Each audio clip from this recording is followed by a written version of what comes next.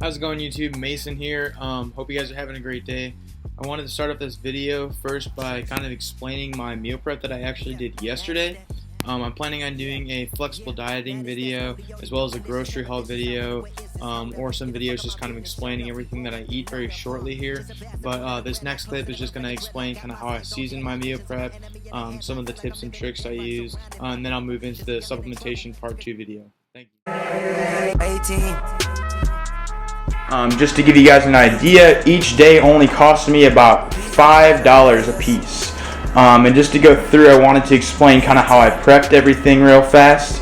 I've got my Lowry seasoned salt, my black pepper, the olive oil Pam spray because it actually gives it some flavor to the veggies and makes them taste really good. For the overnight oats, I use cashew milk. I use the vanilla unsweetened. It's only 25 calories per cup. On top of that, I've got some cinnamon there as well.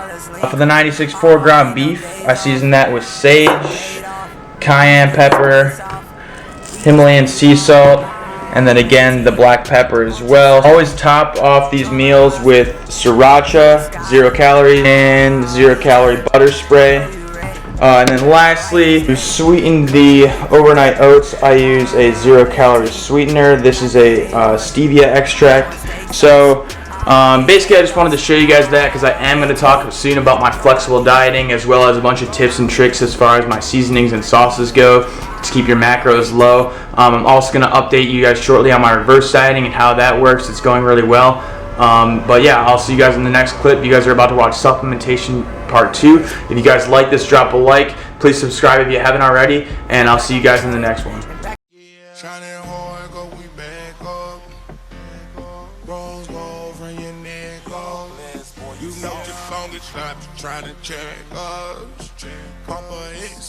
First, wanted to talk about pre-workouts.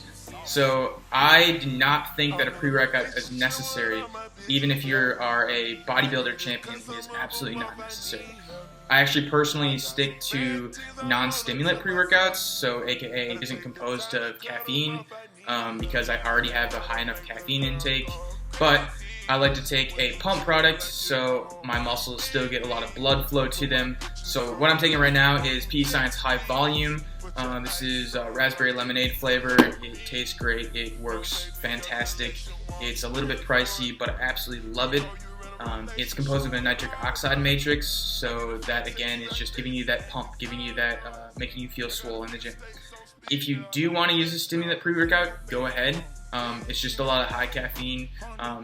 Some are going to have a lot of taurine in it. It's basically going to be like an energy drink mixed with some nitric oxide, and there's a billion out there. One of my favorites has been Arnold Iron Pump. This I think is also raspberry lemonade, and it does have caffeine in it. It doesn't have a crazy amount. I think it's only a couple hundred milligrams, but some of them out there have 500-600 milligrams. It's absolutely ridiculous. So again, for pre-workouts, use them if you want to. I think the pump products are great, but again, it's just a personal thing, and caffeine is also something that you can build up a tolerance for, so you may even experience withdrawals. So again, watch the caffeine intake, take the pre-workouts if you do prefer them, and also I would recommend sticking to more of a pump product as opposed to a stimulant.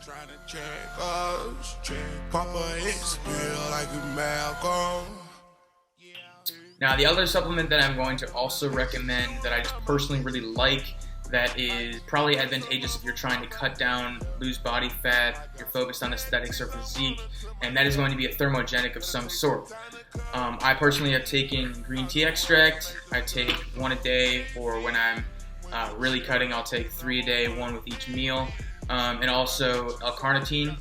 And again, both of those are just thermogenics. They're going to increase the temperature and allow you to expend more calories, lose a little more fat in the form of heat. Again, these are absolutely not necessary, especially if your goal has absolutely nothing to do with fat loss or anything like that. But as far as for aesthetics and things like that, it's just going to help you lose a little more body fat. I put my D right in her mouth before she And now I'm quickly going to go through some of the other supplements that I've taken in the past, and I'm not going to go for an in-depth explanation. I may in the future talk a little bit about these and why or when I've taken them, but for now I'm just going to kind of list them off. So first I have fish oils. I take these 3 times a day. Dandelion root, magnesium, ashwagandha extract, a vitamin B complex, arginine, and lastly calcium.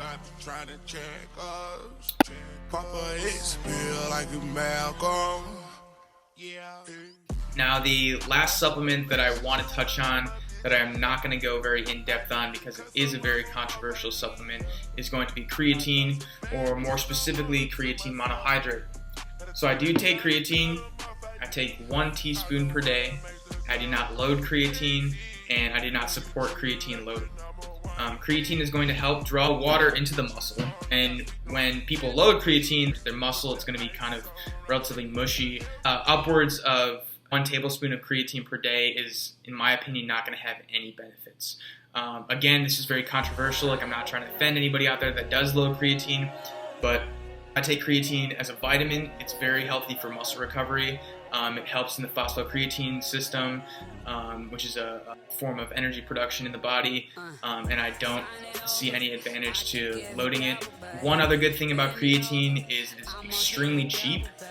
This BodyTech brand, I think I got for $12. It's 18 ounces, and it's lasted me quite a while because, again, you're just taking 1 teaspoon per day. So I'd like to end this video kind of how I started it. I want to emphasize again that supplementation is just supplementation. So all of these vitamins, minerals, everything that I've talked about here, all of these are just a supplement for something that's lacking in your natural diet.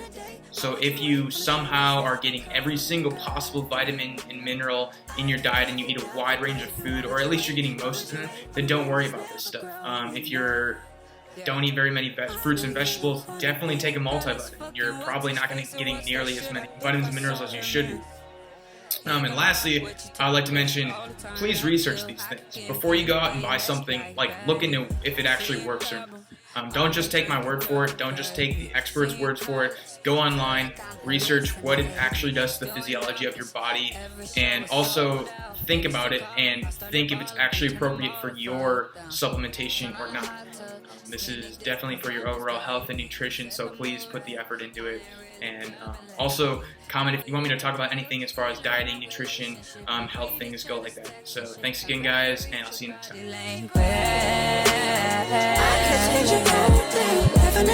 Why would you wait on a train that's never coming, girl? It's never coming. I could give you everything. Why would you wait? Why would you wait on a man that's never growing up?